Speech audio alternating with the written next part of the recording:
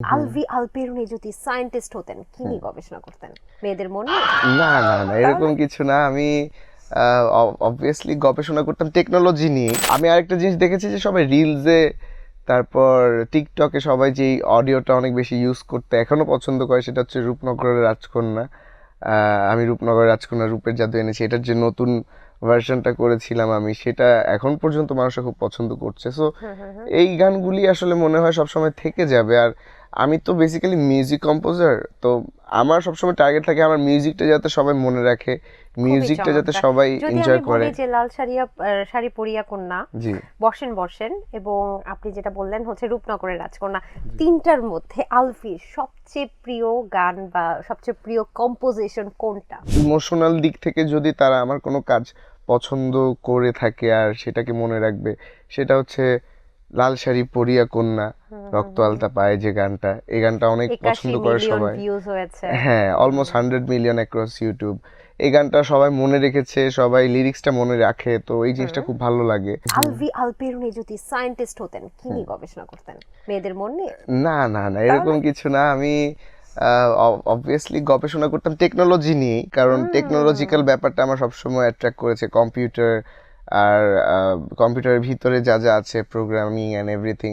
তো দিন শেষে আমি যেহেতু নিজে একজন অডিও প্রোগ্রামারও, সো হুম। প্রোগ্রামিং টেকনোলজিক্যাল ব্যাপারটা আমাকে বেশি অ্যাট্রাক্ট করে, সো কম্পিউটারের কিছু নিয়ে হয়তো গবেষণা করতাম। চমৎকার।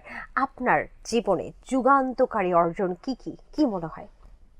আমি এখন পর্যন্ত তেমন কিছু অর্জন করতে পারি না, এটাই আমার মনে হয়। কারণ লাইফে অনেক কিছু পাওয়া বাকি, হুম। অনেক কিছু অর্জন করা বাকি। কারণ অনেক তারপরও কোন কাজটা সারা জীবন দর্শকদের হৃদয়ে ছুঁয়ে যাবে, বা সব আপনি যখন থাকবেন না তখনও মানুষের মুখে মুখে কোন কাজটা থাকবে বলে আপনি মনে করেন?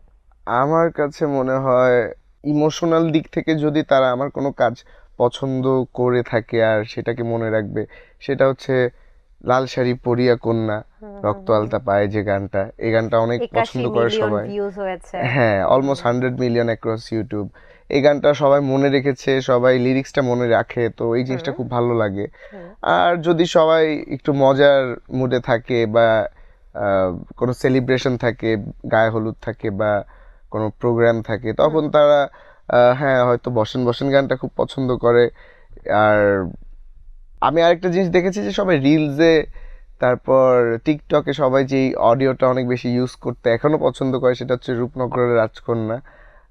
আমি রূপনগরের রাজকন্যা রূপের জাদু এনেছি, এটার যে নতুন ভার্সনটা করেছিলাম আমি, সেটা এখন পর্যন্ত মানুষরা খুব পছন্দ করছে। সো হুম হুম হুম। এই গানগুলি আসলে মনে হয় সবসময় থেকে যাবে। আর আমি তো বেসিক্যালি মিউজিক কম্পোজার, তো আমার সবসময় টার্গেট থাকে আমার মিউজিকটা যাতে সবাই মনে রাখে, খুবই মিউজিকটা যাতে চমৎকার। সবাই যদি আমি এনজয় করে। বলি যে শাড়ি পরিয়া কন্যা, জি। বসেন বসেন এবং আপনি যেটা বললেন হচ্ছে রূপনগরের রাজকন্যা, তিনটার মধ্যে আলফির সবচেয়ে প্রিয় গান বা সবচেয়ে প্রিয় কম্পোজিশন কোনটা, যেটার সাথে অনেক স্মৃতি জড়িত বা অনেক অন- ভালোবাসা জড়িত, কোনটা? সবগুলি আমার সবচেয়ে ফেভারিট একটা ওয়ার্ক। বাছাই করতে হবে, এটা আপনার টাস্ক। একটা যদি বাছাই করতে হয়, আমি বলবো হচ্ছে আহ, আমি বলবো বসেন বসেনটা আছে, তবে আমি রূপনগর রাজকন্যাটা আমার অনেক ফেভারিট একটা সাউন্ড। এটা বাহ। আমার অনেক পছন্দের একটা কম্পোজিশন, মানে অনেক ভালোবেসে কাজটা করছি আমি। গানটাকে ভালোবাসে? অবভিয়াসলি গানটা, মিউজিকটা স্পেশালি, কারণ মিউজিকটাই তো ওটার মধ্যে একটা অ্যাট্রাকশন হিসেবে কাজ করছে ফুল গানে। আর সো গানের মডেল? গানের মডেল, এক এক গানে এক এক মডেল থাকে, যে গানে যে মডেল নির্ধারিত করে কাজ করেছি সেই গানে তো সেই মডেল মানে থাকবে। মডেলের প্রতি ভালোবাসা ছিল না, গানটাকেই ভালোবেসেছেন, তাই তো? হ্যাঁ, গানটাকেই সবসময় ভালোবেসেছি আর গানটাই থেকে গেছে। খুবই চমৎকার, থ্যাংক ইউ সো মাচ। তবে সত্যি লাল শাড়ি পরিয়া কন্যা এটা কিন্তু দেশ থেকে শুরু করে প্রবাসেও অনেক মানুষ এটা এক্স্যাক্টলি। খুব পছন্দ করেছে। এবং বসেন বসেন বৈশা যান একদম হুম। ভিন্ন ধর্মী একটা গান, যেটা কম্পোজিশন আপনিই করেছেন এবং আজাইরা লিমিটেড থেকে। এবং ওই সময়টা পুরো এলাকা থেকে শুরু করে গায়ে হলুদ থেকে শুরু করে সব জায়গায় বসেন বসেন বৈশা যান। তো এই যে আপনি যখন এই কম্পোজিশন বা আপনাদের টিম যখন করলেন, তখন সব জায়গায় বের হওয়ার পরে আপনাকে দেখলে মানুষ বলতো না বসেন বসেন বৈশা যান? না, সবাই বলতো যে ভাইয়া আপনাদের ওই গানে দেখছি, হুম। সেটা বলতো, কথা বলতো, আপনি তো চিনে ওখানে ফেলতো। নেচেছেনও না? হ্যাঁ, আমরা একটু ড্যান্স করছিলাম, তখন আসলে আমার বয়স অনেক অল্প, আমি হুম অনেক হুম। ছোট। তখন আসলে গান জিনিসটা, অডিওর ব্যাপারটা বুঝতাম, বাট কিভাবে একটা গানে ড্যান্স করতে হবে বা কিভাবে পারফর্ম করতে হবে সেটা একটু কম বুঝতাম, কারণ একদম নতুন দিকে তখন নাচ আমাদের কিন্তু সবাই। খারাপ হয়নি। আপনাদের সাথে মনে হয় যতটুকু- নওরিন আপুর, টিকটকার নওরিন আপুর জি। হাজবেন্ডও ছিলেন। হ্যাঁ, ও আমাদেরই ফ্রেন্ড, তো ও আচ্ছা, আচ্ছা। ছিল ওই মিউজিক ভিডিওটাতে। আমরা একসাথে সবাই পারফর্ম করছি। আর তখন আমরা সবাই অনেক অল্প বয়স, মানে এখন তো এক একজনের বিয়ে হয়ে গেছে, সেটেল হয়ে গেছে, তো if we look back it's a long time, অনেক দিন পার হয়ে গিয়েছে আমাদের একসাথে কাজ করে। যখন এই গানটা অনেক বেশি ভাইরাল হলো তখন আপনাদের সাথে কোনো অদ্ভুত ঘটনা ঘটেনি বা মজার কোনো ঘটনা ঘটেনি? না, অদ্ভুত ঘটনা আসলে একটাই, অদ্ভুত না আসলে, আমরা সবাই একটা চেঞ্জ দেখতে পারতাম যে আমরা যেখানে যাইতাম মানুষরা সবাই চিনতো, চিনে ফেলতো, রিয়েলাইজ করতে পারতো যে আচ্ছা ওনাদের গান আমরা শুনেছি বা দেখেছি।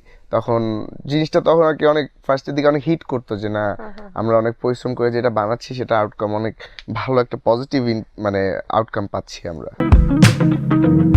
Jungle FM 94.4